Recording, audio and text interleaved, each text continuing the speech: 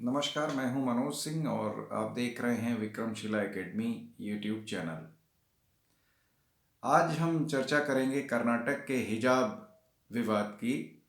1 जनवरी यानी साल की शुरुआत में ही ये विवाद शुरू हो गया और पूरा कर्नाटक इस विवाद में इस समय स्कूल कॉलेजों में जंग छिड़ गई है। अब इसकी शुरुआत हुई क्यों, वजह क्या है? तो 1 जनवरी को एक आदेश पारित हुआ कि सभी छात्र छात्राएं जो हैं वो यूनिफॉर्म पहन करके आएंगे और उसका उद्देश्य क्या होगा कि सब एक समान दिखें या समानता की बात की गई थी।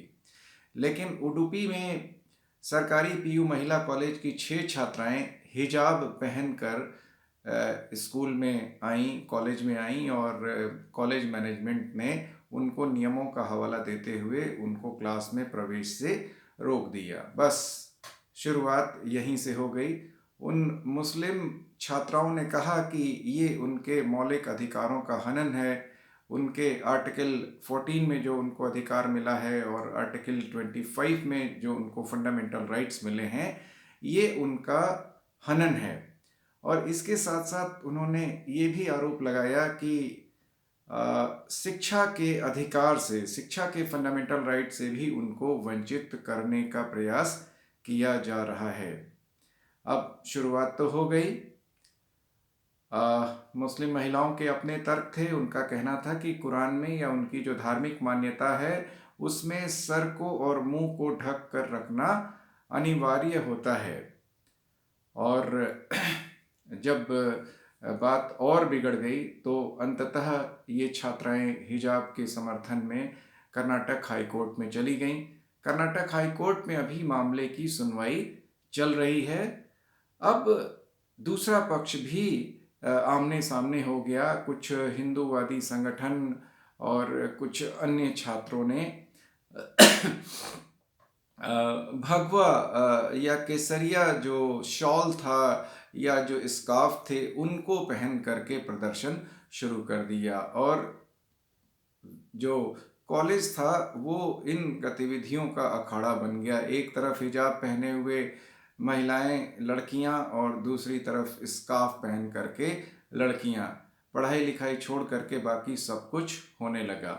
हालांकि कर्नाटक के मुख्यमंत्री ने इस विवाद को शांत करने की काफ़ी कोशिश करी। सीएम बसवराज बोम्मई ने स्कूली छात्राओं से अपील करी कि जब तक हाईकोर्ट इस मसले पर अपना फैसला नहीं सुना देता है तब तक वे यूनिफॉर्म को लेकर राज्य सरकार ने जो नियमावली घोषित कर रखी है उसका पालन करें। उसके बाद हाईकोर्ट जो भी निर्णय लेगा उसके अनुसार फिर नए आदेश आएंगे। अब प्रश्न ये उठता है कि क्या ये उचित है कि इस प्रकार के विवादों को इतना बढ़ावा दिया जाए या इतना उग्र किया जाए।